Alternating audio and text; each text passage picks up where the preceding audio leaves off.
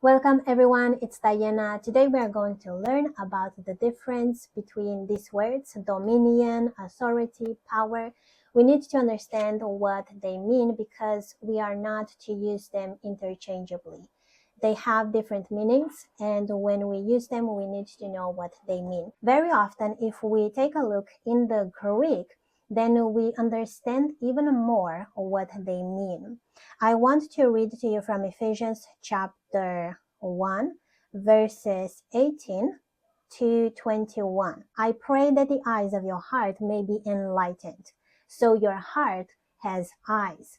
When you pray to see clearly, you are actually praying to see with your heart. If your heart is broken, you may not see correctly. You may see some things that are not really there, that are not true. You may convince yourself that you are seeing a certain thing when it's not even there. You are deceiving yourself even. So that's why it's important to let God cleanse our hearts, because when our heart is cleansed, we can clearly see.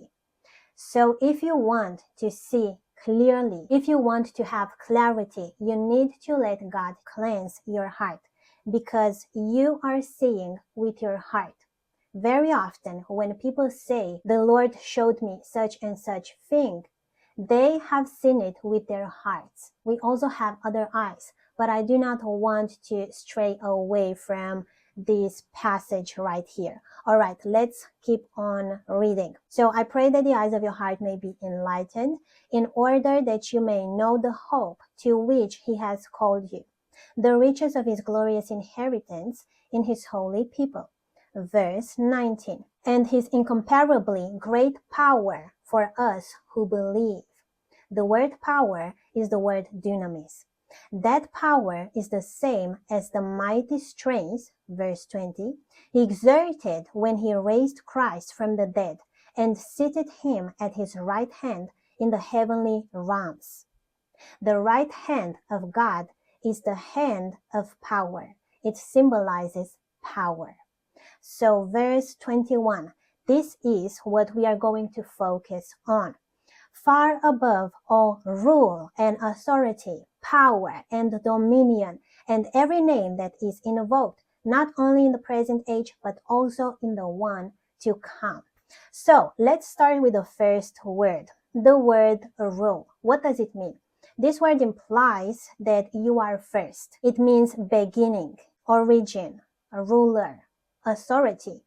But really, this word focuses on being first and on beginning. This Greek word, arche, it primarily denotes the concept of origin. It's often translated as a ruler or principality. So whenever you hear about principalities, what does it mean? It means that they were first. God may have created them first. They are above other creatures, right? All right. So the next word that we have is authority. This word implies that you have the legal right to act.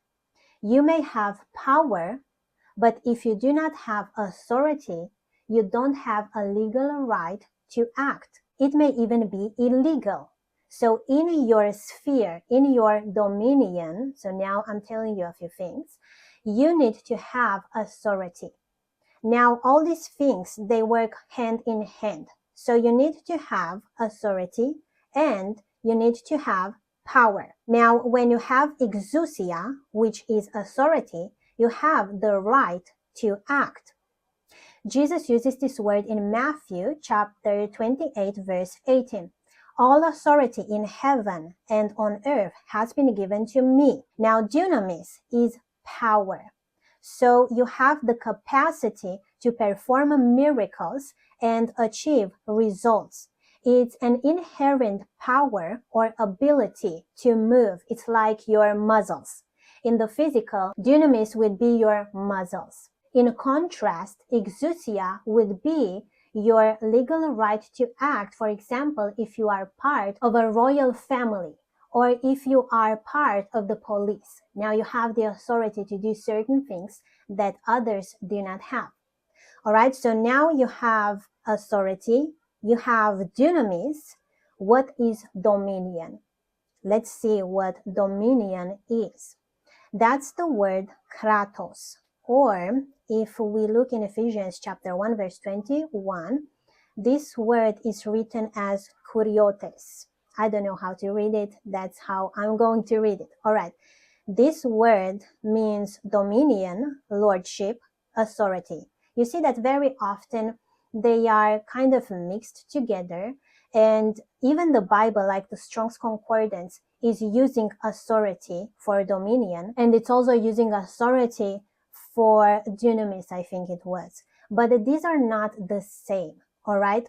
If we look back in Genesis, we see that God gave Adam dominion. He did not give him authority or dunamis power, but dominion. And this Hebrew word, which we find in Genesis, namely radach, it means to rule or to have dominion. Again, in the Greek, we have the word kratos for dominion. And this is pretty much connected to strength, to might, to a force. But what else?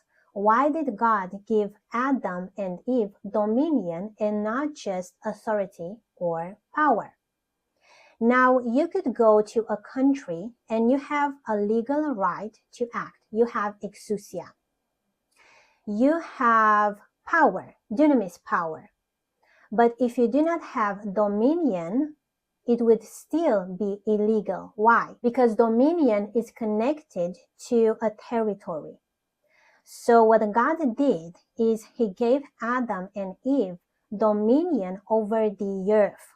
So it's not only saying that you have dominion, end of the story, but they have dominion, or they had dominion over the earth. It's assigning a place.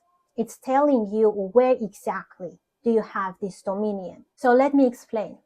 I may have exousia, ability or right to act in my country.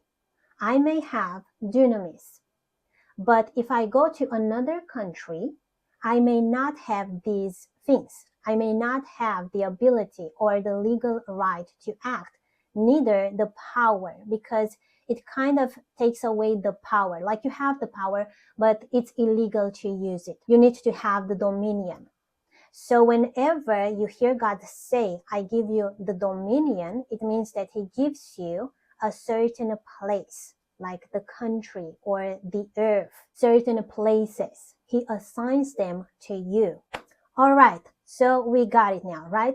Now, exousia, ability to act or legal right to act. Dunamis power is that man with some muscles that can do whatever he wants to do. That's the dunamis power, like that's physical, but I do not mean physical. I'm just like comparing things. Imagine the dunamis like being energy, pure energy, where it's so strong, it destroys everything in its way. Now, dominion is connected to places. Very often, prophets are given territories. So if you are a prophet, God is going to give you territories. And he's going to give you the power over certain principalities. Now, every country and every place has powers or principalities ruling over it. In the country where you live right now, certain demons may be controlling that place, that region. God is going to give you this understanding about territories and about dominion, especially if you are a prophet. Because prophets are connected to territories, as I already said to you. So you are going to control a territory or territories, and God is going to give you a message, a word for the people. And because it needs to spread, because you were sent with a purpose, you need to have the dominion, the ability, the power. You need the whole package. If you are going to bring a change, you will have to understand all these things, like what is dunamis, what is kratos, what is exousia, and so on. Now, we have one more thing, and these are names.